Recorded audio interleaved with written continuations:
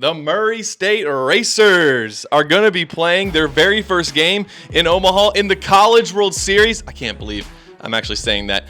On Saturday at 2 p.m. Eastern Time against UCLA. Absolutely crazy. Beating Duke in a decisive Game 3 on Monday in the Super Regional, Murray State became media darlings. Everywhere I looked, I saw Murray State baseball posts from all kinds of national accounts. DraftKings, CBS, Fox, everybody was talking Murray State Racer baseball. The national media is funny. They would have you think that Murray State plays here. This is what Johnny Reagan Field actually looks like, and it fits in with the other Missouri Valley Conference teams. But of course, we love a great underdog story, even when parts of the narrative aren't even true at all. The other thing is, that I've read, is that you cut the grass at the field. Do you do that, or do you hand that off? I don't cut the grass, so I don't know where that started, but it's blown up, obviously. I wish some days I was able to just put on headphones and go mow for about an hour and get away from everything else, but no, we got some guys that do that for us. So whether you're a Kentuckian who has adopted Murray State as your team for the rest of the tournament, partially so you don't have to pull for Louisville, or you live in Omaha, you're a neutral fan, and you want to be pulling for the team with 5,000 to 1 odds to win the College World Series, well, here's what you need to know about Murray State and how they got here. Under head coach Dan Skirka, who's now in his 7th season, the Racers have defied expectations. Before he arrived, Murray State went 9 straight years without a winning season. In 2020, they got off to a 10-7 start before COVID canceled the season. That was the beginning of something new, though. Since then, the Racers have posted 5 straight winning seasons, culminating in this magical ride in 2025. This year, Murray State chased Missouri State for the Missouri Valley regular season title, taking the race all the way down to the final series of the year. The Racers pulled even with a 16-5 win, but the deciding 2 games were canceled due to inclement weather, and so Missouri State and Murray State tied for the regular season conference title. However, Murray State would be awarded the 1 seed in the conference tournament, and they almost blew it in the first game.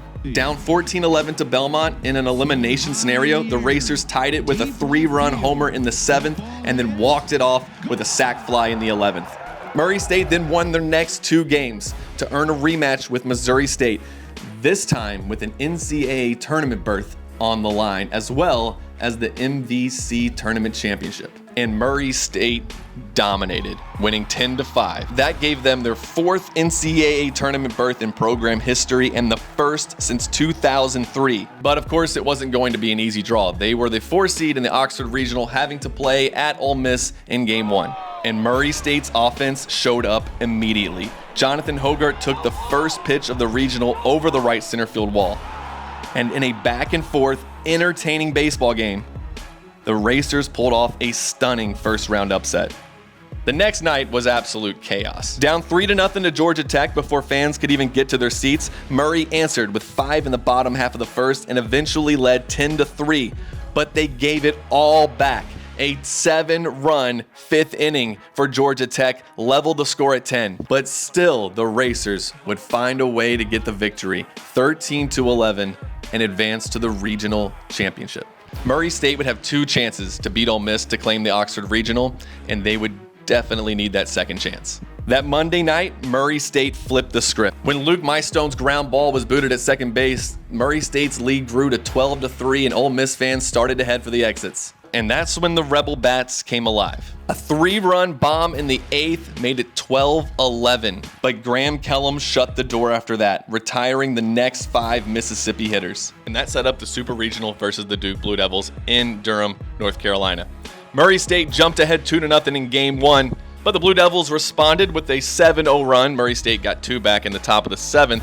It wasn't enough. Duke won the game 7-4, meaning that the next game on Sunday would be an elimination game for the Racers. But in Game 2, the Racer Bats exploded for 17 hits, 4 home runs, and an incredible 9-run 7th inning. They cruised to a 19-9 win, setting up a decisive Game 3 on Monday night. It was the only college baseball game on TV. So if you like college baseball, you were tuning in to the Murray State Racers and the Duke Blue Devils, and it was an absolute thriller.